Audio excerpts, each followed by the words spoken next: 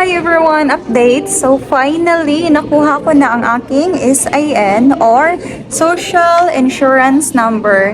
So ito yung number 1 na requirements or pinakauna na kunin nyo paglapag nyo dito sa Australia, lalo na sa mga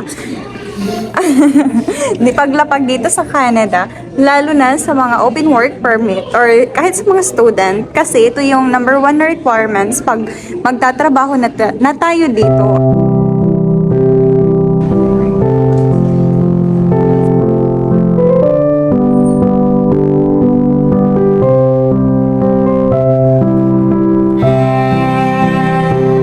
So, sa mga kuha ng SIN dito, make sure guys na maaga kayo dahil katulad ko, after ko sana magkuha ng SIN is mag-open ako ng bank account.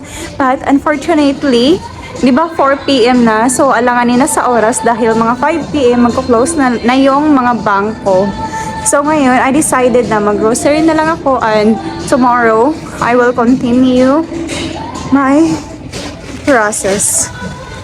So, mag-grocery tayo dito sa Asian store. Yun lang muna for today. And tomorrow, kukuha tayo ng bank account and photocard ID.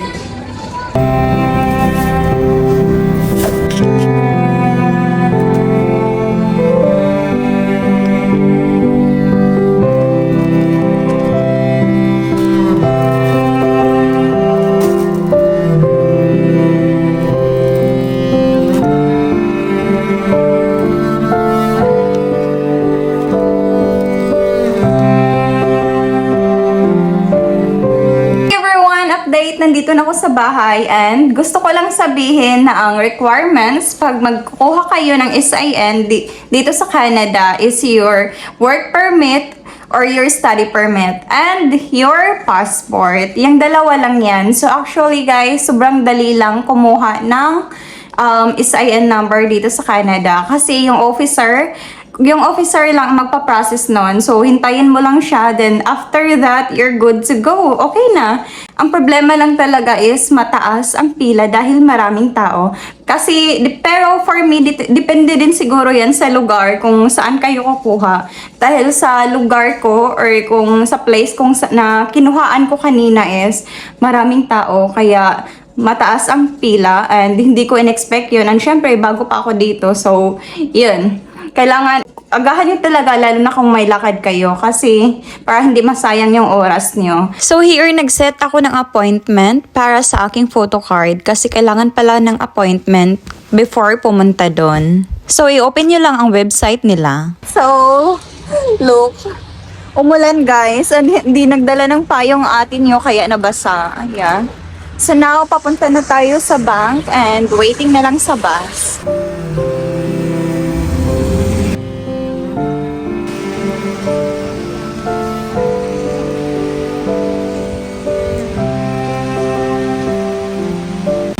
Hi everyone, update. So, nandito ko ngayon sa downtown. Mag-open sana ako ng bank account. But unfortunately, pagpunta ko doon, kailangan pala ng appointment dahil medyo busy sila.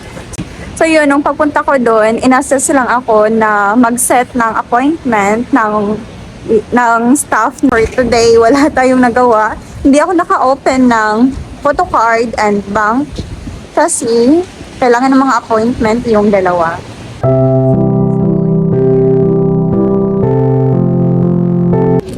Hi! So, nandito na lang muna ako ngayon sa loob ng mall. And look, I'm having my ice cream.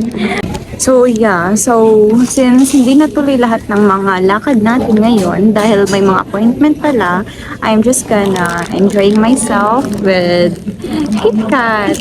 Tomorrow, babalik tayo dito in this area dahil sa appointment natin for the photocard.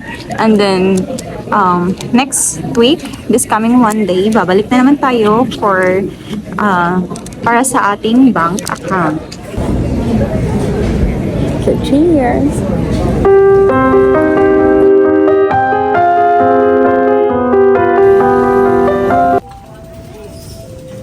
So, bumaba ako bumaba ako dito sa Yonge and then nasabi sa Google Map is magta-transfer ako ng another train. Nag-a-adjust pa talaga ako dito sa subway nila. Guys, alam niyo ba, 10:40 a.m. yung appointment ko. And here I am. Bumaba ako sa another station dahil I need to transfer another train. So yan, ina-analyze ko pa kung saan ako sasakay. Ina-analyze ko pa sa Google Map and everything kasi iba yung guide nila dito eh. So, ang sabi is southbound daw. So, may arrow. Kasi northbound to. So, southbound. Doon tayo sa taas. Southbound. Ay, ito. Southbound. So, dito tayo, guys. So, ayan na. Let's see. So, here. College. Yeah. Southbound. So, nandito na tayo sa southbound. Tapos, 4 stops.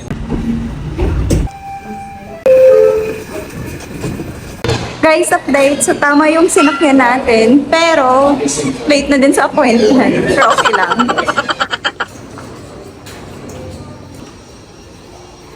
Ayan na. Found it. Nandito na ang late.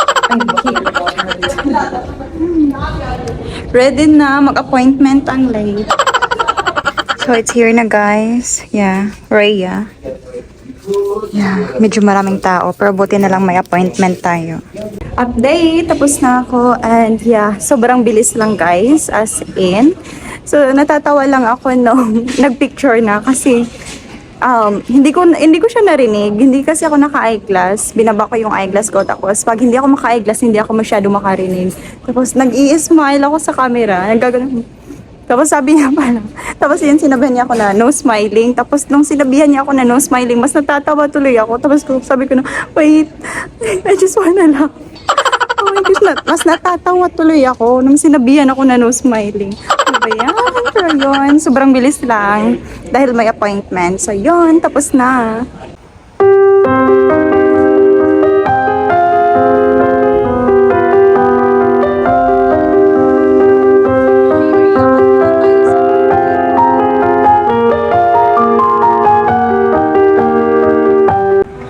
So guys, let's have some coffee. Yep.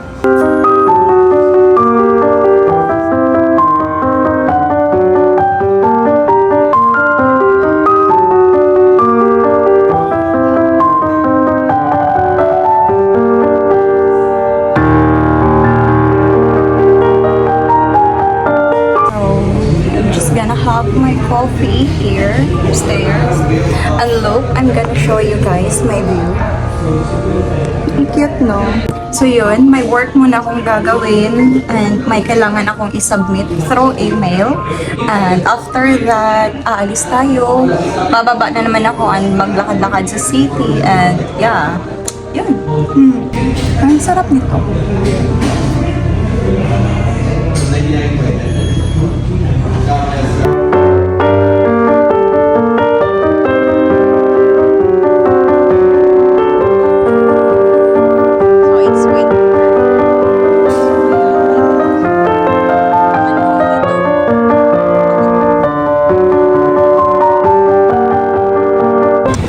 Ayan na guys, nakikita ko na si Jollibee. Basta, Jollibee's life.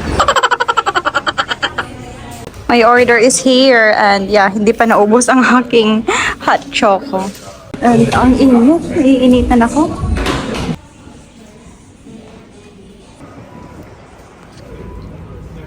Hi everyone, update. So, nandito na tayo sa station nila. Pauwi na ako and yeah, andito na naman tayo. Kailangan na naman natin i-activate ang ating natutulog na brain. Kasi unlike sa Sydney, may monitor kung ano yung platform ng sasakyan mo, kung anong oras aalis yung next train station. Dito, kailangan mo tingnan sa Google Map or kasi walang monitor dito eh. Kailangan mo tingnan yung Google Map or yung mga guide nila. Kailangan mo mag-analyze. Tapos, more on ano dito eh, south, north. Bagsak pa naman ako sa lesson na yan ng elementary ako. So, So ngayon, kailangan natin i-activate yung ating brain. So ayan, na-check ko na guys yung map. Sabi sa map, northbound trains daw. So yun, tapos bababa na naman tayo. Pagbaba natin, i-analyze na naman natin kung ano yung next station na ating sasakyan. Kung sa south, northwest, Timog Silangan, Kanloran, ewan. So ito, northbound, pababa daw. To my elementary self, bakit di ka nakinig sa mga lesson? Guys, gusto ko lang sabihin sa inyo na sa mga moment na ganito na feeling natin nahihirapan tayo, it is actually a blessings dahil napupush natin yung self natin beyond our limit. Northbound to French. So yan, dito tayo sa 1. So yun, we learn in a hard way. Lahat ng mga challenges na na-experience natin sa life natin. So dito tayo. That's also one of the reason why I really love being into new place. Kasi na-challenge ko yung sarili ko. Mas marami akong natutunan. And by that, through experiences, nag-grow ako. So guys, may mga nagtatanong sa akin ng mga bago din dito. And syempre, may pasagot-sagot na akong nalalaman. And timing din yung nagtanong sa akin is, natingnan ko na sa map and same kami ng bababaan doon sa Loryang something. So pagbaba natin doon, after 3 stops, change na naman tayo ng another train.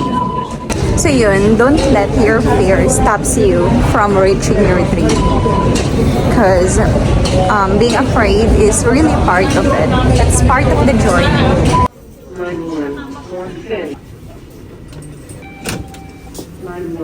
So nakababa na tayo. Next, punta na naman tayo sa westbound to Kitwe.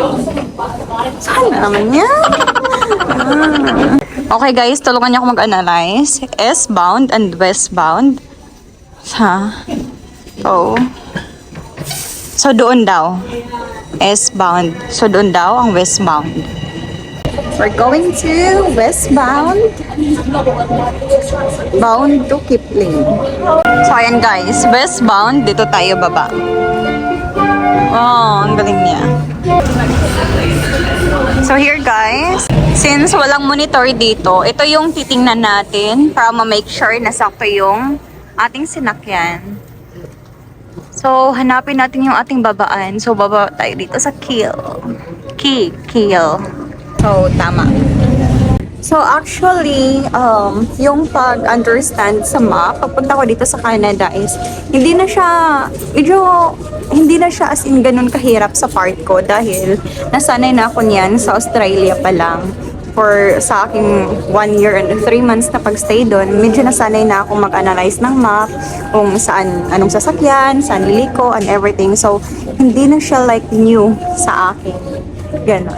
So, dito sa Canada, iba man ang way, pero hindi ako nahirapan dahil may idea na ako kung paano, anong gagawin, ganon.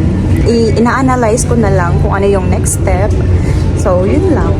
So, yan actually yung benefits ng living into different places. So, being into new environment. So, yan. Pagbaba natin sa Kiel, sasakay na naman tayo ng bus. Another bus.